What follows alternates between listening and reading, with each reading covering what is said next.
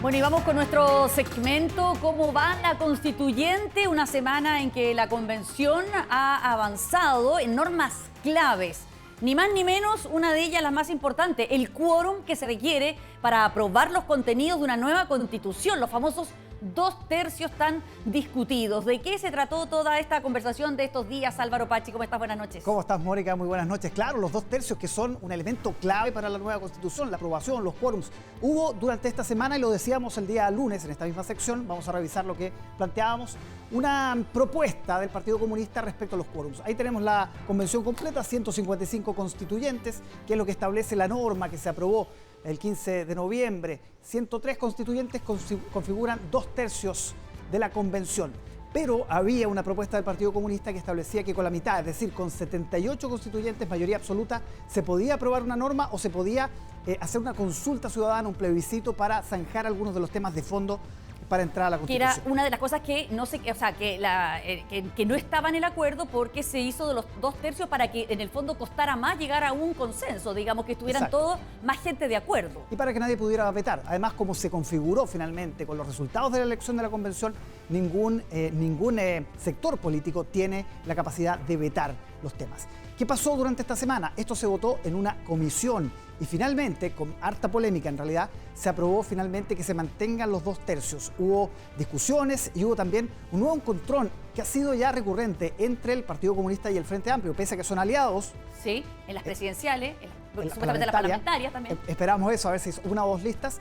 Finalmente esto ha generado más de alguna controversia en la Convención Constitucional, como nos cuenta Natalie Catalán. Tienen un candidato presidencial común, crearon una bancada en el Congreso. Sin embargo, la relación entre el Partido Comunista y el Frente Amplio en la Convención Constitucional ha estado marcada por tensiones. La última fue el quiebre en la subcomisión de reglamento que ratificó el quórum de 2/3 para aprobar normas constitucionales. Clave fueron los votos del PS y el Frente Amplio, que además rechazaron una indicación apoyada por el PC y la Lista del Pueblo. La votación del día de ayer muestra que hay algunos constituyentes que no tienen esa percepción respecto de cuál es el papel del pueblo en este proceso. Las críticas del PC y otros sectores de izquierda se volcaron a las redes sociales. Varios apuntaron también al Frente Amplio Fernando Atria, quien mientras defendía su votación era grabado por Elsa Labraña de la Lista del Pueblo.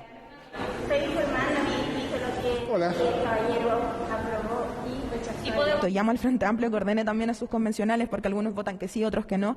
Porque estoy segura de que la posición de Fernando Atria lo más probable es que hoy día la representa a él, pero no estoy segura de que represente a todo el colectivo de Frente Amplio. No, yo no vine a la Convención Constitucional a recibir de las redes sociales un certificado de cuán izquierdista o democrático es. Los 2/3 están fijados por una regla que se le aplica a la Convención y que no corresponde a la Convención cambiarla. El respaldo a Atria vino desde su compañero de bancada del Frente Amplio y vicepresidente de la Convención Constitucional. Pero pensar distinto y votar en consecuencia con lo que uno piensa nunca debiera ser objeto de funa. Lo adoptado por una de las subcomisiones respecto al quórum deberá ser ratificado por la Comisión de Reglamento y luego por el Pleno de la Convención, mientras que quienes la impulsan insistirán con la idea de plebiscitos dirimentes. La tensión que se instalaba en la Convención Constitucional, la nota de Diego Quesada y Natalie Catalán. Fernando Atria, te cuento brevemente, va a estar hoy día en Tele 13 Noche. Va a estar interesante esa conversación. Bueno, pero los 2/3 corresponden en el fondo al reglamento, ¿no? De cómo van a ir elaborando esto, aprobándose estos textos. Pero ¿cuándo se entra al contenido, a la materia misma de la Constitución? Hay un cronograma que vamos a revisar a partir de ahora en esta gráfica que también hemos preparado.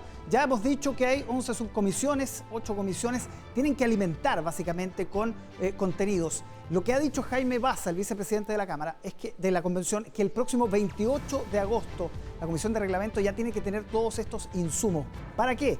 Para que en una fecha que se ha fijado el 10 de septiembre, es lo que ha dicho Jaime Baza, ya se pueda tener una propuesta de reglamento. Esta comisión de reglamento que tiene que trabajar es una pega muy ardua. Ayer estuvieron trabajando hasta las 12 de la noche, 1 de la mañana en esto, varios de los miembros de la comisión. El 10 de septiembre se espera, si es que no hay algún inconveniente, podrían ya entonces tener este reglamento que va a fijar cómo va a funcionar la Convención Constitucional. Hay otros que dicen que no hay que apurarlo tanto. Hay subcomisiones, por ejemplo, la de Derechos Humanos, que todavía no ha tenido prácticamente audiencias, que dicen que no antes del 16 de septiembre. Ahí hay una mirada distinta y un matiz respecto a las fechas. En concreto, considerando además las fiestas patrias, Claro. una semana distrital o territorial que se van a dar los convencionales, lo más probable, Mónica, es que finalmente en octubre, principios de octubre, empecemos a ver de lleno los temas de fondo de la convención. Sería octubre entonces el mes clave para comenzar a discutir ya los temas de fondo, los más importantes. Claro. Bueno, en paralelo a la discusión de este cronograma que tú nos acabas de mostrar, también hubo un debate al interior de la derecha, no solamente al interior de la izquierda, como veíamos en la primera nota. ¿De qué se trató todo ese debate? Incluso se empezó a hablar de dos derechas. Hubo una carta que firmaron solamente los convencionales de Renovación Nacional, de Bópoli, algunos independientes, que tiene que ver con los pueblos originarios. Era un nuevo trato, una situación que hasta ahora los convencionales del oficialismo no habían planteado, donde reconocen una deuda histórica con los pueblos originarios, incluso también recogiendo algunos de los hechos que han pasado durante los primeros meses, las primeras semanas de la Convención Constitucional, a propósito del uso del mapudungún, por ejemplo, a propósito de la figura de Elisa Loncón. Hubo una carta donde los convencionales de la UDI no firmaron, ninguno firmó esta carta, lo que generó ahí una interpretación de que finalmente habían quedado de alguna manera aislados. Revisemos qué dijeron las dos partes. A nosotros se nos hizo llegar esa carta. Creo que la carta erra en algunos temas de contenido, pero creo que en lo grueso estamos completamente de acuerdo, tendiente a lograr tender puentes con los pueblos originarios. Esta carta la firman 15 convencionales y espero que el espíritu que tiene sea una invitación para que muchos otros y también de otros sectores puedan disponerse a dialogar para poder alcanzar los acuerdos que requiere el reconocimiento de los pueblos originarios. No es el primer episodio, Mónica. Ya había una división entre la UDI y el resto del oficialismo. Por ejemplo, cuando se designaron las 7 vicepresidencias y los jefes de comisiones. Y también ya hay otra iniciativa que solamente ha impulsado la UDI y algunos independientes, que tiene que ver con crear una figura como del defensor del pueblo, que algunos dicen no tiene tanto que ver con la Convención Constitucional. Vamos a ver cómo sigue esa iniciativa. Muy bien, Álvaro, excelente el resumen, quedamos completamente informados. Gracias, que esté muy Mónica. bien, buenas noches.